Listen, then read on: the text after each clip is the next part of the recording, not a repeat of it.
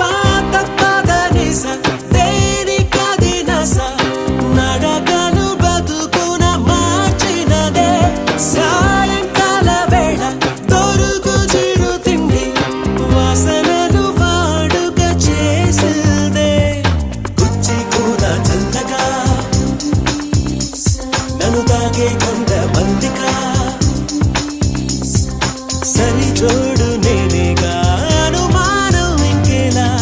అవ్వక మారు కలిసిన అందం అలలాగా ఎగిసిన కాలం